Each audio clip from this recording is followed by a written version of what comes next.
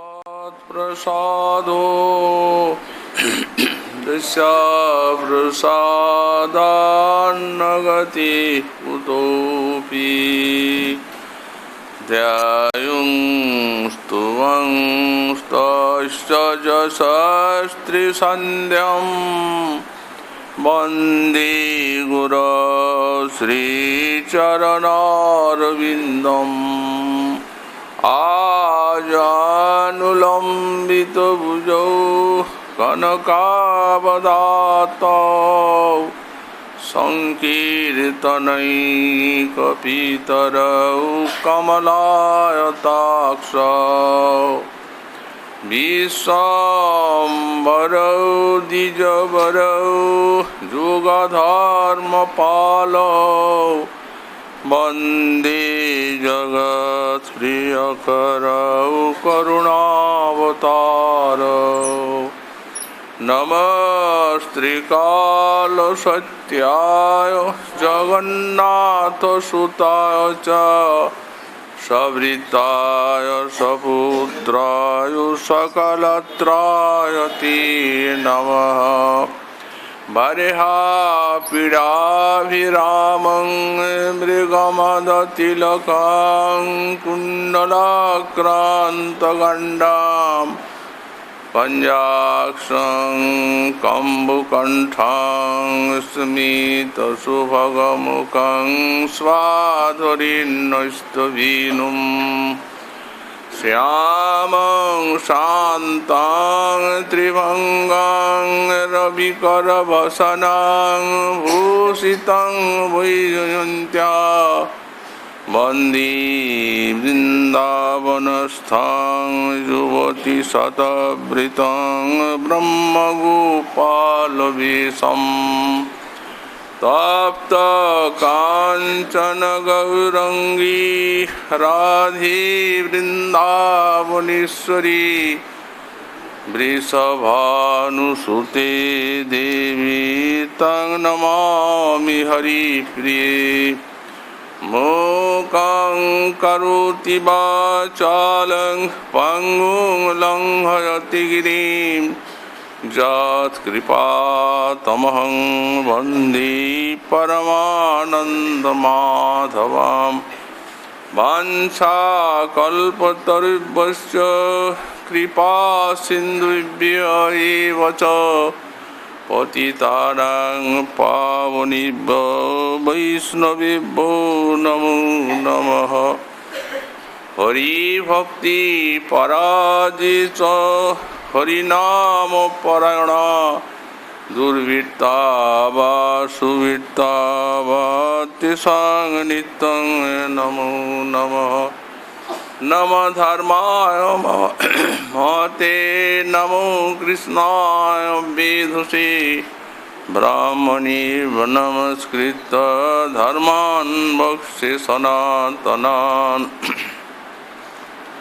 नारायणं नमस्कृत्य नरं चैव नरोत्तमं देवीं सरस्वतीं व्यासं ततो जयो मुदीरयेत् जय रूप सनातन भट्ट रघुनाथ श्रीजीव गोपाल भट्ट दास रघुनाथ ईशय गोसाई करी चरण वंदन जहाँ हरिति विघ्ननाश विष्ट पुराण दुर्गमी गतिमेन्द्रश्चास्खलत्पादगतिर्भू सकृपा जुष्टिदानेन सन्त सन्तो बलम्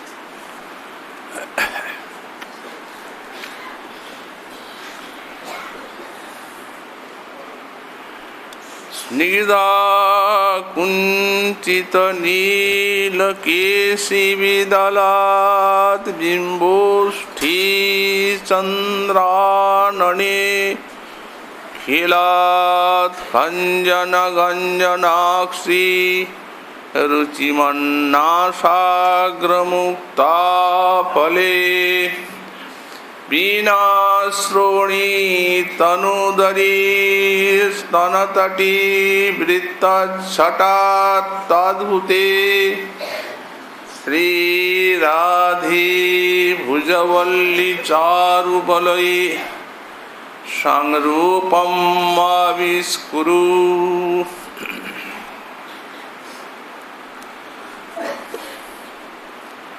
परम कारुणिक श्री श्री गौरांग महाप्रभु परम अंतरंग पार्षद परम पूज्यपाद श्री श्रीला प्रबोधानंद सरस्वती चरण तार श्री श्री राधारस सुधानिधि ग्रंथे 101 संख्यक श्लोके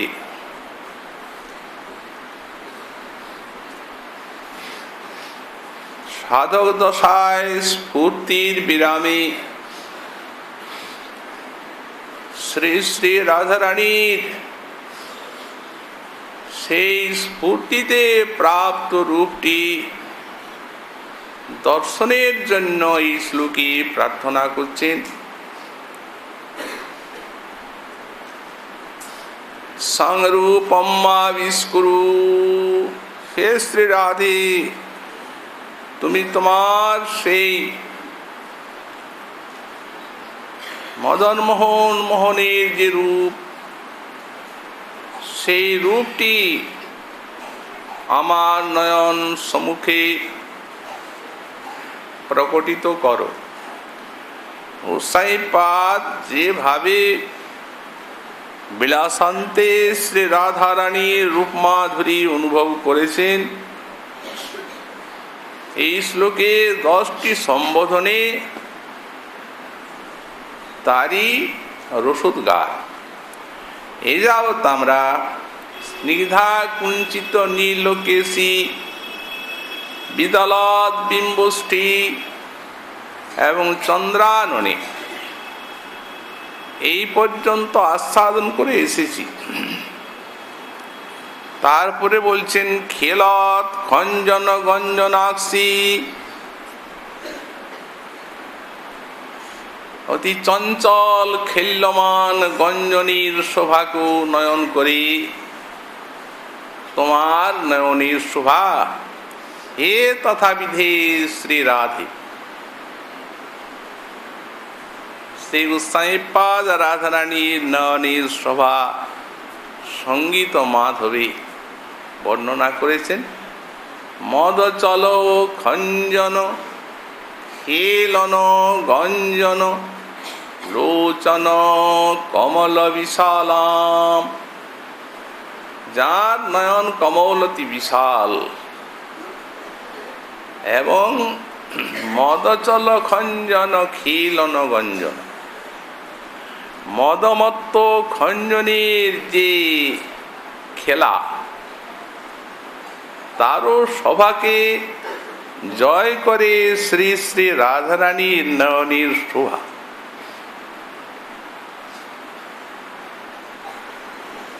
মহাজন বর্ণনা করেছেন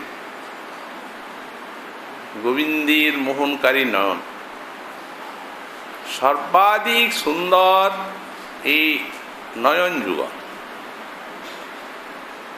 বলেন হিমকর মদন মিলিত মুখমণ্ডল তাপর জলধর মালা,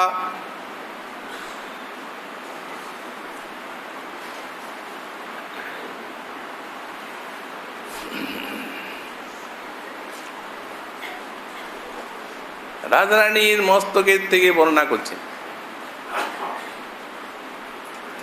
নয়নের শোভা। আর নয়নী হেরি মুঝে সুন্দরী মুচকা ওই ফিরি গেল, তৈখন মদনী মরমী মদন জর উপজল। আগে শ্যাম সুন্দরের রাধারানীর নয়নের সৌন্দর্যে মোহনতা, আর নয়নে হেরি মুঝে সুন্দরী মুচকা ওই ফিরি গেল। তৈক্ষণে মরমে মদন জর উপজল, আমার জীবইতে সংশয় ভেল। মরণাপন্ন পর্যন্ত অবস্থা। অহর্নিশি আননাহেরি অনুক্ষণ সই ধ্যান, তা কর পীড়িতি কি রীতি নাহি সমুচি, আকুল অথির পরাণ। সখাকে বলছেন মরমক বিদন তোহে পরকাশ হলো, তুহু অতি চতুর সুজান, সপুন মধুর মূরতিধর সায়বী এ রাধা বল্লভ গান। শ্রী শ্রী শ্যাম সুন্দরীর নয়নের শোভা বর্ণনা করেছেন কবীন্দ্র শ্রীপাদ লীলাস। শ্রীকৃষ্ণ কর্ণামৃতি প্রণয় পরিণতাভ্যাং শ্রীভরালম্বনাভ্যাং প্রতিপদ ললিতাভ্যাং প্রত্যহং নূতনাভ্যাং প্রতিমুহুরধিকাভ্যাং পস্ফুরল্লোচনাভ্যাং প্রবহতু হৃদয়ে নঃ প্রাণনাথ কিশোর। সেই প্রাণনাথ কিশোর শ্রীকৃষ্ণের নয়নের শোভা, তার প্রবাহ আমার হৃদয়ে প্রবাহিত হোক। কেমন সেই নয়ন?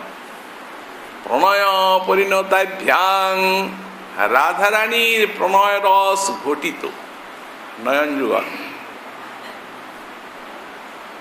যেমন স্বর্ণাঙ্গুরীয়ক হীরক রত্ন খচিত, তেমনি প্রণয় পরিণতাভ্যাং শ্রীভরালম্বনাভ্যাম নিখিল সৌন্দর্যের পরম আশ্রয় আলম্বন। প্রত্যহং নূতনাভ্যাং, আজ যা দেখেছি ওই নয়নকে যদি কাল দেখি তো নূতন। তারপরে একটু বিচার করছেন, বিচার করে বলছেন কি না না না, প্রতি মুহুরধিকাভ্যাং, একদিন নয়, মুহূর্তে মুহূর্তে নূতন, অধিক শোভা। আর একটু বিচার করলেন, বিচার করে বললেন না না না, প্রতিপদ ললিতাভ্যাং, নিমিষে নিমিষে ললিত, অনুস্বভাবী নবম, প্রতিটি অঙ্গ প্রত্যঙ্গের শোভা প্রতি ক্ষণে ক্ষণে নিমিষে নিমিষে নূতন। তো সেই গোবিন্দের নয়নের শোভা এমন, যার নয়নের শোভা তাকেও পরাভূত করেন সৌন্দর্যে, নয়নের সৌন্দর্যে সাম উৎসাহত হয়ে থাকেন। অধিকার দূরের বেশি কথা ইনি লিখেছেন। বেণু করার নিপতিত স্খলিতং শ্রীখণ্ডং ভ্রষ্টঞ্চ পীতবসনং ব্রজরাজ শোনো, জৈস্যা কটাক্ষ সরপাত বিমূর্ছিতস্য তাং রাধিকাং ভজামি কদা রসেন। যেমন কোন বীর, শক্তিশালী বীর, যে শত শত বীরকে বানাঘাতে নাশ করতে পারে, তার থেকেও বহু গুণে অধিক যে মহাবীর, সেই মহাবীরের এমন বানাঘাতের জোর যে সেই শত শত বীরকে যে নিধন করে, তাকে একটি বাণ ছুঁড়েছে, তখন ওর মাথার যে মুকুট পড়ে গেছে, গায়ের বসন স্খলিত হয়েছে, হস্তের ধনুর্বাণ স্খলিত হয়ে পড়েছে, মূর্ছিত হয়ে গেছে সেই বীর। তো তেমনি এই গোবিন্দের মূর্ছা, কোটি কোটি ব্রজ সুন্দরী, যার সৌন্দর্যে, যার নয়নের শোভায় বিবল, মূর্ছাগত। ঢল ঢল সজন জলদ তনু সৌহন, মোহন আবরণ সাজ, অরুণ নয়ানগতি, বিজুরি চমক জিতি, যে দগধল কুলবতী লাজ। সজনী জবধারী পেয়ে খিলু কান। ব্রজবালা বলেন, তবধারী জগভরি আমার ভরল কুসুম স্বরূপ, নয়ন নয়না হে দিয়ে আন। তারপরে আবার সেই নয়নের দৃষ্টিভঙ্গি ব্রজবালার প্রতি আবার কি অপরূপ। মধু মুখ দরসী বিহসী তনু মৌড়ই, বিগলিত মোহন বংশ। বাবা বেশ নয়নের সবার সঙ্গীত এগুলিরও আশা, না জানিয়ে কোন মনোরথে আকুল, কিশলয় দলে করু দংশ। এটা সাবি অতএ সে মজুমন জলত হি অনুক্ষণ, দোলত চপল পরা। গোবিন্দ দাস বিছই আশ্বাসল, অবহুনামি ললকান। এইরূপ শত শত ব্রজ সুন্দরী, যার নয়ন স্বরে মূর্ছা, বিবল্ল যারা।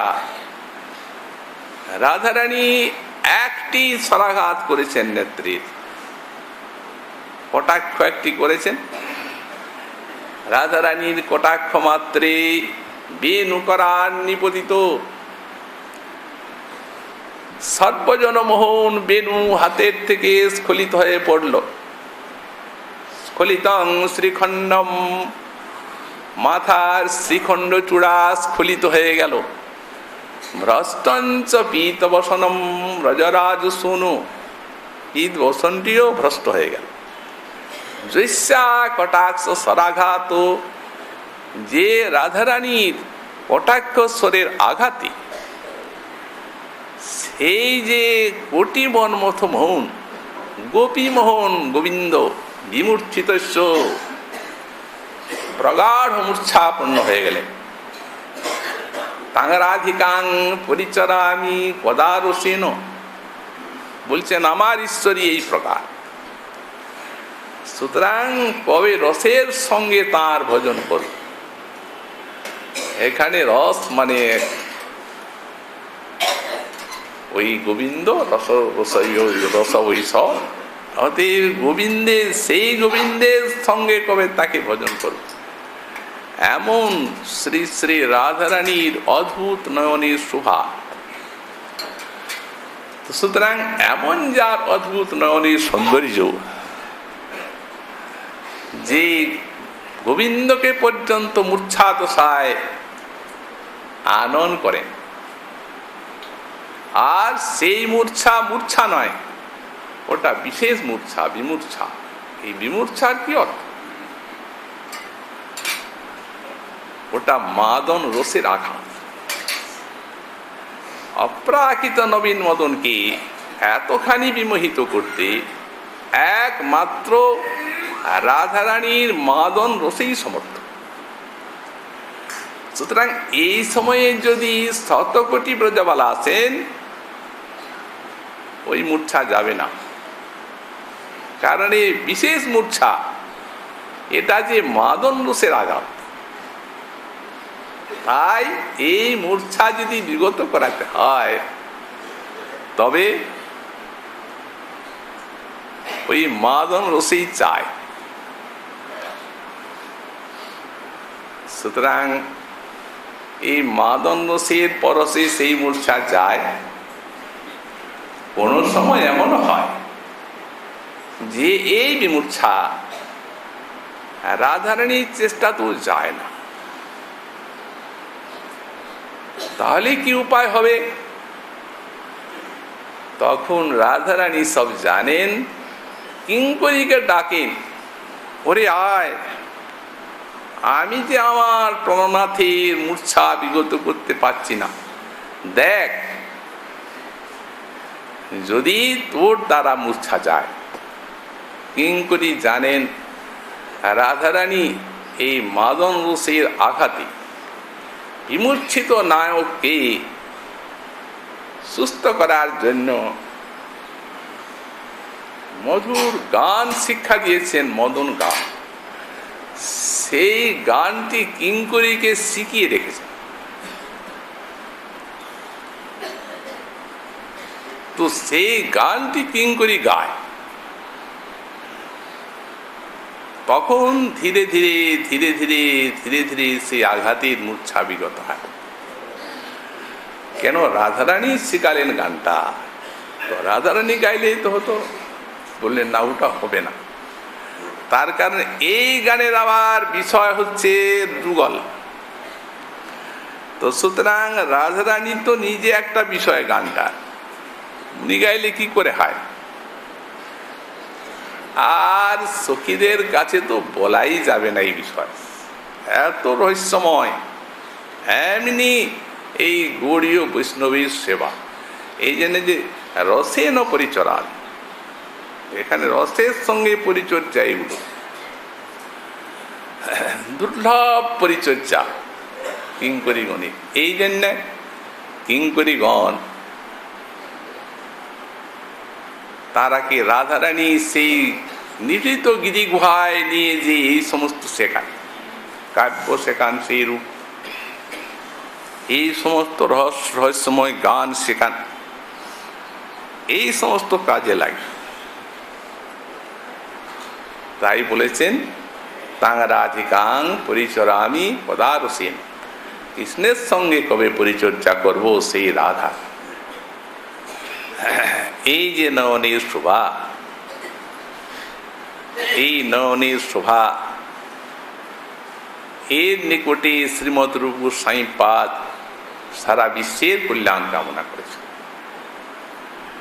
এই নয়নের থেকেই কিলকিঞ্চিত ভাব।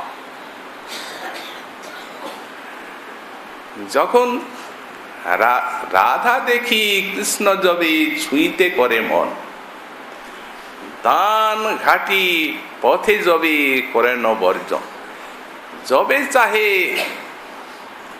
নিষে দিতে পুষ্প উঠাইতে, আর সখী সাথে সখী অগ্রে যবে চাহে অঙ্গে হস্ত দিতে, এই সব স্থানে কিলকিঞ্চিত উদ্গম, অদ্ভুত রস। এই কিলকিঞ্চিত দৃষ্টিটিতে গোবিন্দের কত আনন্দ হয়। গোস্বামীপাদ লিখেছেন, এই ভাব যুক্ত দেখি রাধাস্য নয়ন, কৃষ্ণ সঙ্গম হইতে সুখ পায় কোটি গুণ। 10 গুণ নয়, 100 গুণ নয়, 1000 গুণ নয়, 1,00,000 গুণ নয়, কোটি। কোটি শব্দটি হচ্ছে অসংখ্যবাচী। এই আনন্দ কেউ বলতে পারবে না, তিনি নিজেই পারবেন না। কারণ মাদন রসের অভিব্যক্তি হয়, যে রস অপ্রাকৃত মদনকে মাতিয়ে তোলে, যে মত্ত সে আর কি বর্ণনা করবে। এই জন্য গোস্বামীপাদ বললেন, গর্বাভিলাষ রুদিত স্মিতা সুয়া ভয়ক্রধাম শঙ্করীকরণম হর্ষাৎ উচ্চতে কিলকিঞ্চিত। এই 7টা ভাব আনন্দের সঙ্গে মিশে। অন্তস্মেরতয় জলা জলকন ব্যাকীর্ণ পক্ষ্মাঙ্কুরা কিঞ্চিত পাটলিতাঞ্চলা রসিকো তিক্ততা পুর কুঞ্চতি রুদ্ধায়া পথি মাধবেন মধুর ব্যাভুগ্ন তারুত্তরা রাধায়া কিলকিঞ্চিত দৃষ্টি শ্রিয়ং বক্রিয়া। এই রাধারানীর অদ্ভুত কিলকিঞ্চিত দৃষ্টি আপনাদের মঙ্গল বিধান করুন। অর্থাৎ এই যুগল সেবা, যুগলী চরণে প্রেম দিয়ে কৃতার্থ করুন। অন্তস্মিরতেও জলা, এদিতে রোদন জলকণ, অন্তস্মিরত জলা, এটিতে হাস্য, জলকণ ব্যাকীর্ণ পক্ষ্মাঙ্কুরা, এটিতে রোদন, কিঞ্চিত পাটলিতাঞ্চলা, এটিতে ক্রোধ, রসিকো সিক্ততা, এইটিতে অভিলাষ, পুরো কুঞ্চতি, এটিতে ভয়, মধুর ব্যাভুগ্ন দারুত্তরা, এটিতে আছে গর্ভাবিলাস রুদিত স্মিতা সোয়া ভয়ধাম শঙ্করীকরণ রহস্যা। এতে আছে ওই যে গর্ব এবং অসূয়া, সাতটা জিনিস মিশে যাচ্ছে আনন্দের সঙ্গে, হয়ে যাচ্ছে কিলকিঞ্চিত রস। জৈসে দধি সীতাঘৃত মরিচ কর্পূর, মিলনে রসালা হয় অমৃতমধুর। যখন রাধা মাধব পরস্পর বিবাদ করেন, তখন রাধারানীর এই সব নয়নের শোভা, আকর্ণ বিশ্রান্ত নেত্র, অদ্ভুত ভাব প্রকাশিত হয়, নাগর বিমোহিত হন। এই জন্যই তো বিবাদ, ওই পথরূপ পুষ্পচন লীলায় নিষেধ ইত্যাদি। এই বিবাদের মধ্য দিয়ে, আমাদের রসময় বিবাদের মধ্য দিয়ে আমাদের শ্রী শ্রী রাধাকুণ্ড শ্যামকুণ্ডের উৎপত্তি লীলা। আজকে সেই তিথি মধ্যরাত্রে, এই জন্য আমরা আজকে প্রতি বছরেই সেই লীলা কিঞ্চিত আস্বাদন করি।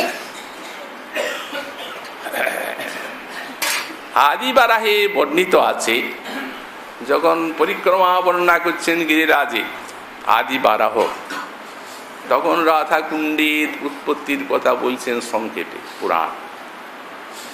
বলছেন গঙ্গায়াশ্চোত্তরঙ্গত্বা দেব দেবস্য চক্রিণ অরিষ্টেন সমং তত্র মহৎ যুদ্ধং প্রবর্তিতম ঘাতয়িত্বা ততো তস্মান অরিষ্ট বৃষরূপিণম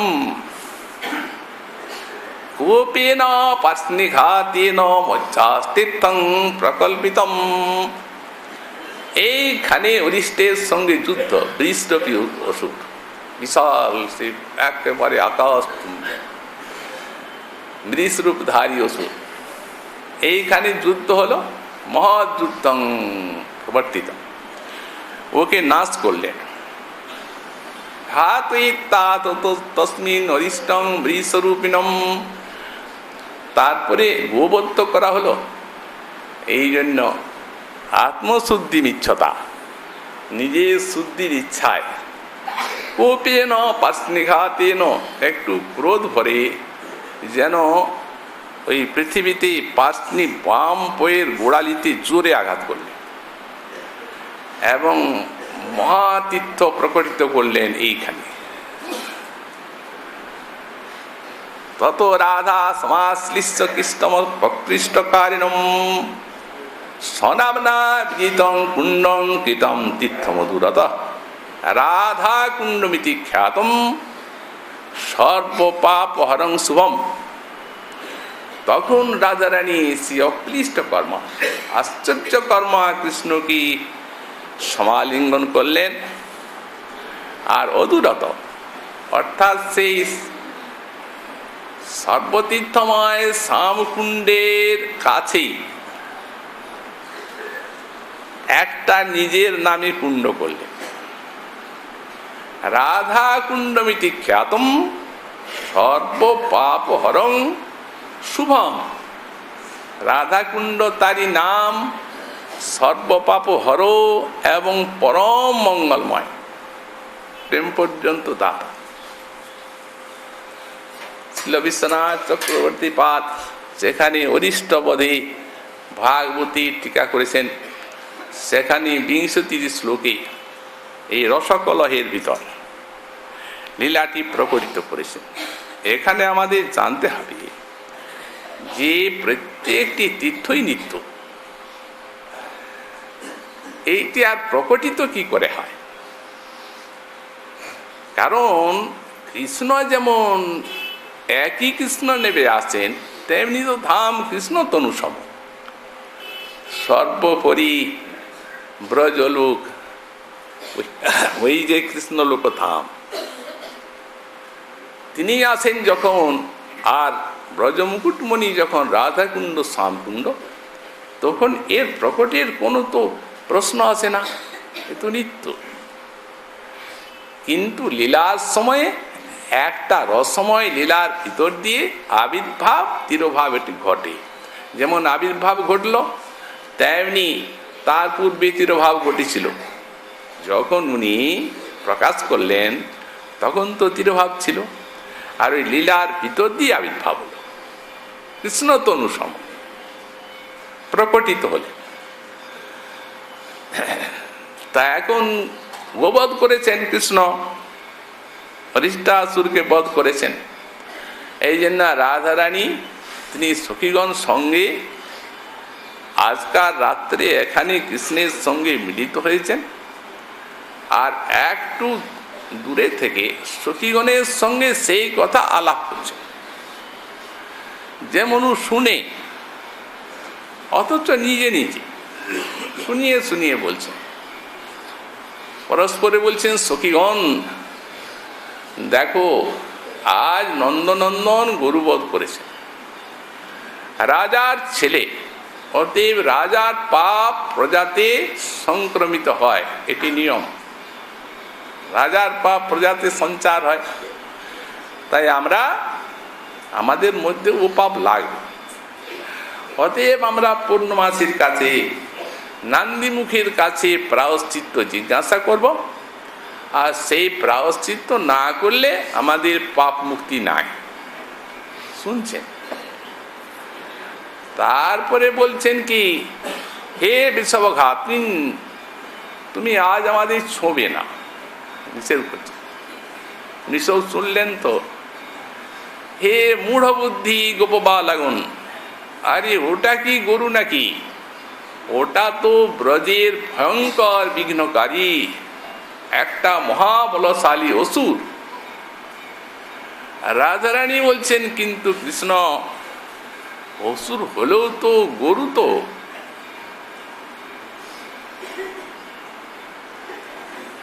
যেমন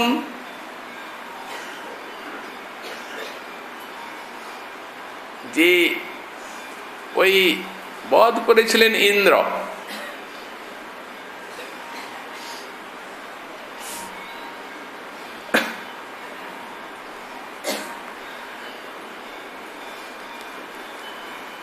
তখন ব্রাহ্মণের ছেলে উনি, দেহটা তো অসুরের, কিন্তু ব্রাহ্মণের ছেলে তো, অতএব তাকে যে নিধন করলেন অসুর ইন্দ্র, তার তো ওই ব্রহ্মই তার পাপ লাগলো। তো সুতরাং এটা তো সাক্ষাৎ গুরু। সুতরাং সাক্ষাৎ গুরুকে তুমি মারলে এর ভিতরে কি আছে তাকে দেখতে যায়। তো সুতরাং তোমার তো পাপ লাগবেই। যেমন বৃত্তাসুরে বধটা লেগেছিল দেবরাজ ইন্দ্রকে, তেমনি বামুনের ছেলে, তো বামুনের ছেলে ভিতরে, তো বামুনের ছেলে আছে, দেহটা তো অসুর, আরে ভিতরে কি আছে, কিন্তু দেহটা তো গরু। তুমি কিনা গোপাল, গোরক্ষক, গাভীর পালক, আর গরুটাকে মারলে, অতএব তোমার পাপ লাগবে নাকি? উনি আর জবাব খুঁজে পাচ্ছেন না, জবাবের পূর্ণ হচ্ছে। কিছুক্ষণ চিন্তা করলে, চিন্তা করে বলছেন, রাধে তাহলে আমার উপায় কি? উনি বলছেন, দেখো, আমরা যা শুনেছি এই নান্দিমুখী তারপর পূর্ণমাসীর নিকটে যে প্রায়শ্চিত্ত, সেই গোবধের প্রায়শ্চিত্ত কিন্তু সারা পৃথিবীর তীর্থ পর্যটন করতে হবে, তবে এটা যাবে। তো সারা পৃথিবীর তীর্থ পর্যটন করে আসো, তবে আমাদেরকে ছুঁতে পারবে। তখন উনি বুকটা ফুলিয়েছেন, একটু গর্বের সঙ্গে বলছেন, উফ, আরে আমি যাব সারা পৃথিবী তীর্থ পর্যটন করতে, আমি এইখানে সারা পৃথিবীর সব তীর্থকে আন। দেখো, এই বলে পাশনিঘাত করলেন ওই জায়গায় শ্যামকুণ্ডে। তার ইচ্ছায় ভগবতী গঙ্গার জল উঠে গেলেন সেই পাশনিঘাত ওই জায়গায়। উনি ডাকছেন, হে তীর্থ সমূহ বিশ্বের, ইহা গচ্ছ, ইহা গচ্ছ, ইহা গচ্ছ। সব এসে পুষ্করিণী হয়ে গেল কুণ্ড। দেখো গোপবালাগণ, দেখো রাধে, আমি এই জায়গায় পৃথিবীর সব তীর্থকে এনেছি। রাধারানী বললেন, তোমার এই কথায় কে বিশ্বাস করে? একটা কুকুর করলেই সব তীর্থ এসে গেল? গোবিন্দ ইঙ্গিত করলেন, সব তীর্থ উঠছেন, সাক্ষাৎ মূর্তিমান। এই আমি লবণ সিন্ধু, এই দেখুন জল। এই আমি ক্ষীর সিন্ধু, এই দেখুন জল। আর প্রবেশ করছে এই সোম, এই নর্মদা, এই দেবা, এই প্রয়াগ, এই যমুনা, সব এক এক জল দেখাচ্ছে। দেখেন, পরিত্যাগ করুন আমাদের জল দেখে, আমরা এসেছি। আর কিছু বলার নেই। গোপীগণ নির্পা। তখন উনি স্নান করলেন। স্নান করে আর সগর্বে বলছেন, দেখো গোপীগণ, আমি এই মহাতীর্থ করলাম, এই অনাদিকাল এই তীর্থ আমি এখানে বিরাজ করাবো। আর মহামহিমা এই তীর্থের প্রকাশ করব। সর্বতীর্থময় এই আমার তীর্থ দেখলে তো চোখে, তোমরা আর জীবনে কিছু ভালো কাজ করলে না, খালি এই দধি মন্থন করবে আর খালি ওই দুগ্ধ আবর্তন করবে, এই নিয়েই জীবন গেল। রাধারানী রেগে গেলেন। পঙ্কিমননী সখীগণের দিকে তাকাচ্ছেন বড় বড় নেত্রী। সখীগণ, আমিও একটা কুণ্ড করব, সেজন্য যত্নশীল হও, এবং কুণ্ডটা আমার যেমন এর থেকে ভালো চাই। ওই পশ্চিম দিকে নিকটে দেখতে পেলেন একটা গর্ত। যখন বিষাসুর মরে যায়, অত বড় অসুর তো, এমন পায়ের আঘাত মরণকালী মনন যন্ত্রণায় দিয়েছিল, বিশাল গর্ত। সেইটি দেখে সে স্থানের থেকে মাটির গোলা তুলতে লাগলেন। অযুত অযুত সখী, খুব অল্প সময়ে 2 ঘন্টার মধ্যে সুন্দর সরোবর। গোবিন্দ দাঁড়িয়ে দাঁড়িয়ে তাদের রঙ্গ দেখছেন। তারপরে রাধারানীর নিকটে এলেন। সরোবরটা যখন তৈরি হয়ে গেল, তখন বলছেন, রাধে, কি চমৎকার সুন্দর সরোবর। তো সখীগণ বলছেন, সুন্দর তো করবোই, সুন্দর তো হবেই। তুমি হচ্ছ বাঁকা, তোমার কুণ্ড বাঁকা। আর রাধারানী কি বাঁকা? সোজা। অতি কুণ্ড মেপে দেখো, চৌরস 4 গুণ সমান, বাঁকা নেই। রাধে সব ঠিক, কিন্তু কুণ্ডের শোভা তো জল, অতএব জল তো চাই। সুতরাং আমার কুণ্ডের তো সর্বতীর্থ রয়েছেন, সেখানে থেকে জল নিয়ে তোমার কুণ্ডটা পূর্ণ করো। রাধারানী বলছেন, নাসিকা কুঞ্চন করছেন, না না না না না না না, গোবোধ পাপ। তুমি গরুবোধ করে যে ওইখানে ডুব দিয়েছো, স্নান করেছো, ও পাপটা তো ওতে আছে। ও তো এই পাপের জল, পাপ লিপ্ত জল আমি নেব না। আমার অযুত সখী, আমরা কলসি নিয়ে মহাতীর্থ মানস গঙ্গায় যাব, সেখানের থেকে কলসিতে কলসিতে জল এনে আর আমার কুণ্ড ভর্তি করব। মোট কথা, তোমার থেকে সব বিষয়ে শ্রেষ্ঠ হওয়া চাই। উনি আর কি করেন, তাকাচ্ছেন তীর্থ দিতে। কৃষ্ণের ইঙ্গিতে তীর্থ উঠলেন, উঠে স্তুতি আরম্ভ করলেন। রাজারানী, দেবী তোমার কি স্তুতি করব? ক্ষুদ্র আমরা, তোমার মহিমা কি জানি? ব্রহ্মা জানেন না,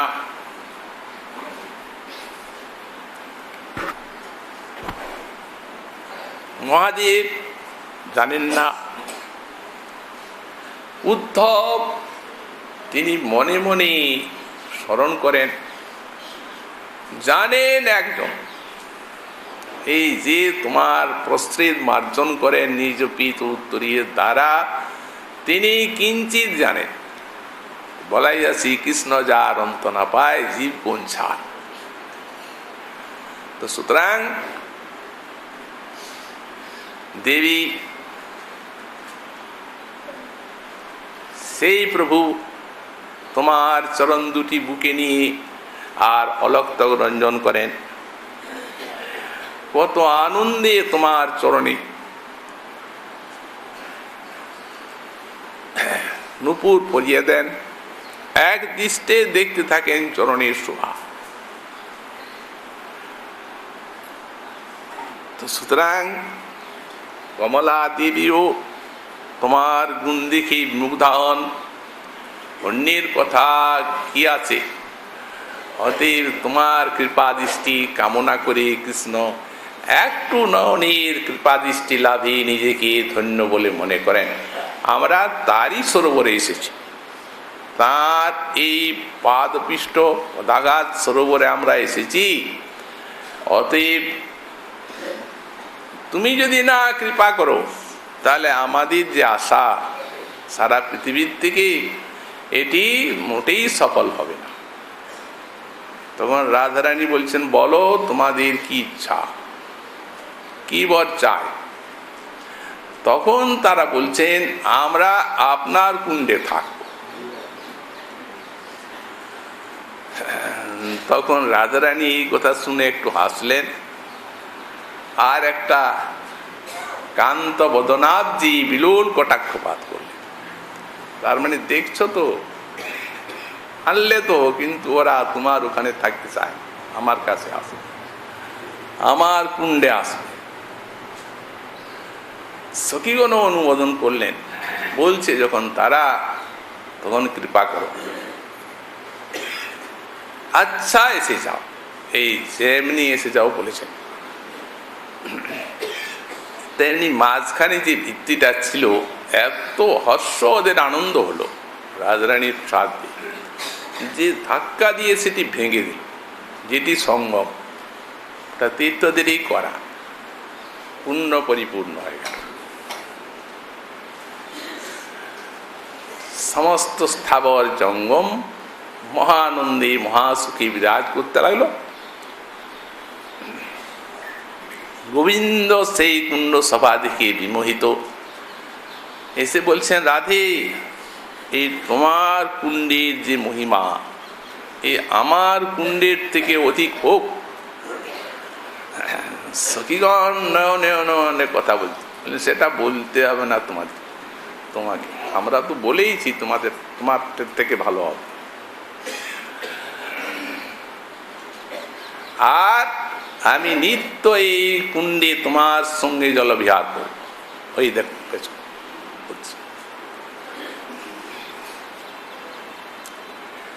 আর এই তোমার কুণ্ড, তুমি যেমন আমার প্রিয়া, এই রাধাকুণ্ড আমার তেমনি প্রিয় হবে। পুরাণ বললেন, যথা রাধা প্রিয়া বিষ্ণু তস্যা কুণ্ডং প্রিয়ং তথা সর্বগোপীষু শৈবৈকা বিষ্ণুর অত্যন্ত বল্লভা। রাধারানী যে প্রকার প্রিয়া, কুণ্ড সেই। অতএব এই কুণ্ডে স্নান করবে, কুণ্ড তীরে বাস করবে, তারা আমার কৃপাভাজন হবে। রাধারানীও বললেন, শ্যাম তোমার কুণ্ডে আমি সখী সঙ্গে নিত্য স্নান করব, হরিষ্ঠ কুণ্ডে, এবং তোমার কুণ্ডে যারা স্নান করবে, তটে বাস করবে, তাদেরকে আমি আমার চরণে প্রেম দেব। এইরূপ সহজে আলাপ করতে লাগলেন, কুণ্ডদ্বয়ের মহিমা নিজেই বললেন। তারপর সেই রাত্রিটি সেই কুণ্ড তটে রাধা বিদ্যুৎ কর্তৃক সমালিঙ্গিত হয়ে কৃষ্ণনব জলধর সখীগণের সঙ্গে রাসলীলা সাধন করলেন। তো সুতরাং এই রাধাকুণ্ড শ্যামকুণ্ডের আবির্ভাব এবং স্বরূপ আর মহিমা আমাদের শ্রীমৎ রঘুনাথ দাস গোস্বামী পাদ, তিনি হচ্ছেন কুণ্ডের মন্ত্রদ্রষ্টা ঋষি। কুণ্ড মহিমা তিনি যেমন জানেন, ওইরূপ বিশ্বে আর কেউ জানে না। তিনি বলেছেন কুণ্ডাষ্টকে, অপি জনৈঃ কশ্চিৎ যস্য সেবা প্রসাদৈ প্রণয় সুরলতা স্যাৎ যস্য গোষ্ঠীন্দ্র শোনো সপদি কিল মদিসা দাস্য পুষ্প প্রশস্যা স্তদতি সুরভি রাধা কুণ্ডমেবাশ্রয় মে। সে রাধা কুণ্ড আমার আশ্রয় হন। কেমন? অপিজন, যে কোনো ব্যক্তি, ভক্ত বলেই নয়, যিনি হন, অপিজন ইহ কষ্টির যস্য সেবা প্রসাদই, যে রাধা কুণ্ডের সেবার ফলে, সেবা মানে কি? এই ফুল দিয়ে সেবা, পুষ্পমাল্য দিয়ে, তুলসী দিয়ে, চন্দন দিয়ে, তারপর দর্শন, স্পর্শন, প্রণাম, পরিক্রমণ ইত্যাদি ইত্যাদি, যে কোনো সেবার ফলে প্রণয় সুরলতা চার দৃশ্য গোষ্ঠীন্দ্র শোনু বললেন, তৎক্ষণাৎ তাদের হৃদয়ে ওই কৃষ্ণ প্রেম কল্পলতা জাত হবে সেবা করলেই। এবং সেই কৃষ্ণ প্রেম কল্পলতা সাধারণ নয়, সপদি তখনই হবে। আর মদিসা দাস্য পুষ্প প্রশস্যা, সেই কৃষ্ণ প্রেম কল্পলতায় আমার ঈশ্বরী দাস্যরূপ ফুল ফুটে যাবে, রাধা দাস্য লাভ। সেই অতি যশস্বী এই রাধা কুণ্ডই আমার আশ্রয় হন। শ্রী বৃন্দা বিপিনং শ্রমপি তৎশ্রীমান শ্রী গোবর্ধন সাক্ষাৎপলং সময়ে কিঙ্গিতাবতন্য স্থলম দৃশ্যাপংসলবেন নার্হতি মনা মুকুন্দস্য তৎ প্রাণেভ্যধিকং প্রিয়েবদৈতম তৎকুণ্ডমেবাশ্রয়ে। শ্রী বৃন্দাবন সুরম্য, রাসস্থলী অতি সুরম্য, গোবর্ধন তার থেকেও সুরম্য। কিন্তু এগুলি যে আছে যত বৃন্দাবনে, এই সমস্ত তীর্থ এ লবমাত্র রাধাকুণ্ডীর সমান নয়। কারণ রাধাকুণ্ড সাক্ষাৎ ঈশ্বরী রাধারানীরই সমান কৃষ্ণের প্রিয়। এই জন্যেই এটি ব্রজ মুকুটমণি।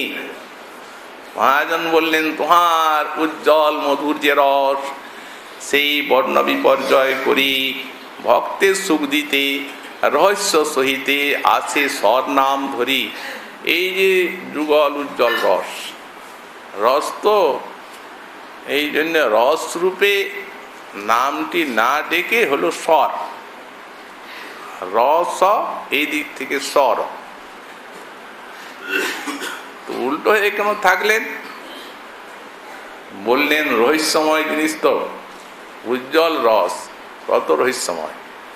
এই যেন সেই উজ্জ্বল রসটাই স্বরূপে আছে, বর্ণ বিপর্যয় করে ভক্তি সুখ দিতে।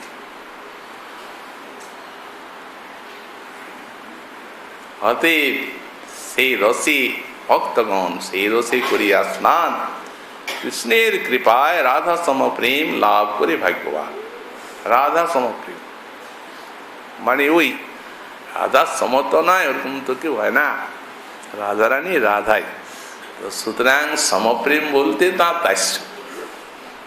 কৃষ্ণ যখন রাধা দর্শন লাগি উৎকণ্ঠিত হয়, তখন সকল উপায় ব্যর্থ হইয়া লয় রাধা কুণ্ডাশ্রয়।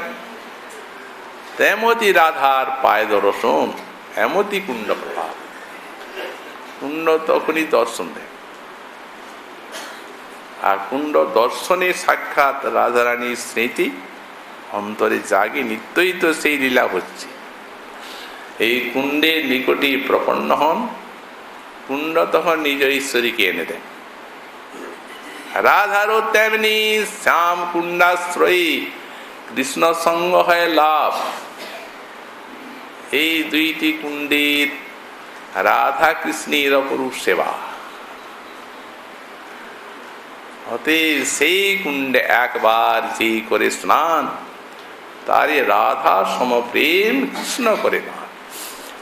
একবার স্নান করলেই এই কুণ্ডে রাধারানী সমান প্রেম কৃষ্ণ দান করে। আর আজ তো সেই রাধা কুণ্ডের উৎপত্তি। অতএব এক মহাস্নান যুগ। এই জন্য আজকার দিনে দূর দূরান্তের থেকে সব ভক্তি লভাতুর নরনারী মধ্যরাত্রে এই রাধা কুণ্ডে স্নান করেন এবং শ্রী শ্রী রাধারানী গোবিন্দের করুণা লাভে তারা ধন্য হয়ে যান। এইরূপ একটি মহা সুযোগ দিন আজকার দিন। রাধা কুণ্ড শ্যাম কুণ্ড মহাপ্রসন্ন।